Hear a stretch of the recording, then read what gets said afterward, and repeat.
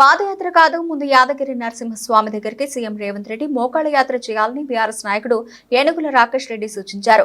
రేవంత్ రెడ్డి చేసేది పాదయాత్ర కాదు, పాపపు యాత్ర, ప్రాయశ్చిత్త యాత్ర, పశ్చాత్తాప యాత్ర అని ఎద్దేవా చేశారు. రేవంత్ రెడ్డి ముఖ్యమంత్రి హోదాలో తెలంగాణ ప్రజలకు ప్రతినిధిగా ఉంటూ ఆగస్టు 15లోగా రుణమాఫీ చేస్తానని రైతులకు హామీ ఇస్తూ ఏకంగా లక్ష్మీ నరసింహస్వామి మీద ఒట్టేశారని ఏనుగుల రాకేష్ రెడ్డి గుర్తు చేశారు.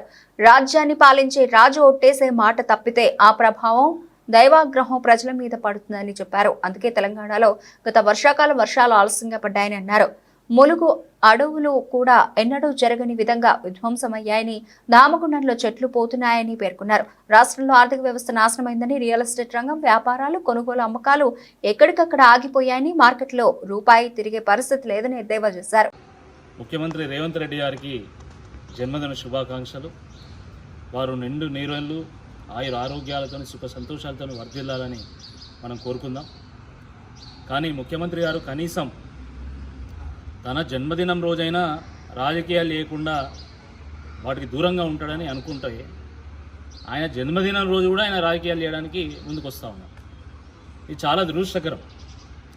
ఎందుకంటే ముఖ్యమంత్రి స్థాయిలో ఉండి ఆయన 15 ఆగస్టు వరకు నేను 2 లక్షల రూపాయల రుణమాఫీ చేస్తామని మాట ఇచ్చి, రాజు మాట ఇచ్చి తప్పితే దాని దుష్ప్రభావం ప్రజల మీద పడుతుంది, రాజ్యం మీద పడుతుంది. దాన్ని తగ్గట్టే ఆయన మాట ఇచ్చి తప్పిండు కాబట్టి ములుగులో అడవులు పడిపోయినాయి. దామగుండంలో లక్షల చెట్లు పోతూ ఉన్నాయి. రాష్ట్రంలో రియల్ ఎస్టేట్ మొత్తం కుదేలైపోయింది. కన్స్ట్రక్షన్ రంగం ఆగమైపోయింది. టెక్స్టైల్ రంగం ఆగమైపోయింది.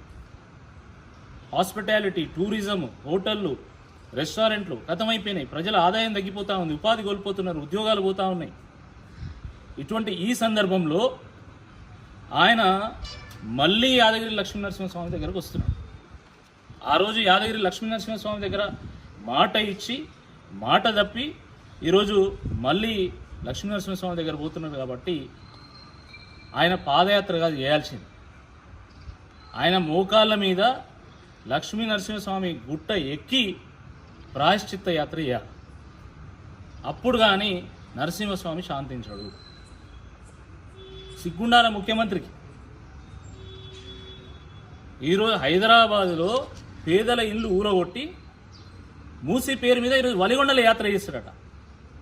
నీకు దమ్ముంటే హైదరాబాద్లో పాదయాత్ర చేయి, అదే కిషన్ బాగ్ మింకల్లి, అదే అంబర్పేట నుండి పాదయాత్ర చేయి. ప్రజలకు ఏం సమాధానం చెప్తావో చెప్పు.